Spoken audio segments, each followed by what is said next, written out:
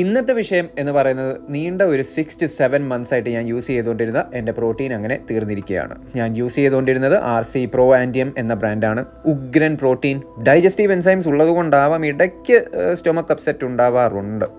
ഒരു ഫുൾ സ്കൂപ്പിൽ 5 grams creatine, 2.5 grams betaine already add ചെയ്തു വരുന്ന പ്രോട്ടീനാണ്. നല്ല ഉഗ്രൻ റിസൾട്ട് വരുന്ന ക്വാളിറ്റി സപ്ലിമെൻറ്റ്. ഇനി ഞാൻ എടുക്കാൻ പോകുന്നത് എൻ്റെ കയ്യിൽ ഓൾറെഡി ഉള്ള സപ്ലിമെൻ്റാണ്. കാരണം അത് ഞാൻ ഞങ്ങളുടെ വാപ്പായിക്ക് ഷെയ്ക്ക് അടിച്ചു കൊടുക്കാൻ വാങ്ങിയതാണ്. വാപ്പ അതൊരു 2 to 3 months കഴിച്ചു. അതിൻ്റെ ടേസ്റ്റ് ഇഷ്ടപ്പെടുന്നില്ല എന്ന് പറഞ്ഞ് അത് നിർത്തി. ഇപ്പോൾ ഞാൻ ആ പ്രോട്ടീൻ തീർക്കുന്ന ദൗത്യം ഏറ്റെടുത്തിരിക്കുകയാണ്. ഞാനിപ്പോൾ ഈ പറഞ്ഞ പ്രോട്ടീനിൽ പക്ഷേ ക്രിയാറ്റിൻ വരുന്നില്ല.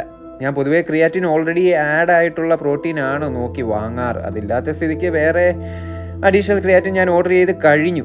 എൻ്റെ പഴയ വീഡിയോസ് കണ്ടിട്ടുള്ളവർക്കറിയാം, ഞാനൊരു പ്രോട്ടീൻ എടുത്താൽ അതൊരു 6 months യൂസ് ചെയ്യും. കാരണം ഇത് 6 to 7K അടുത്ത് റേറ്റ് വരുന്ന ഐറ്റംസ് ആണ്. എല്ലാ മാസവും ആ റേറ്റിൽ നമ്മൾ സ്പെൻഡ് ചെയ്യാൻ നിന്നാൽ മുതലാവില്ല. Per year 80,000 rupees. ചില്ലറ കളിയല്ല. വല്ല കോമ്പറ്റീഷൻ ഇറങ്ങുവാണെങ്കിൽ പിന്നെയും ഉണ്ട്. അതൊന്നും ഇല്ലാതെ വെറുതെ അത്രയും ക്യാഷ് കളയാൻ ഞാൻ ഉദ്ദേശിക്കുന്നില്ല.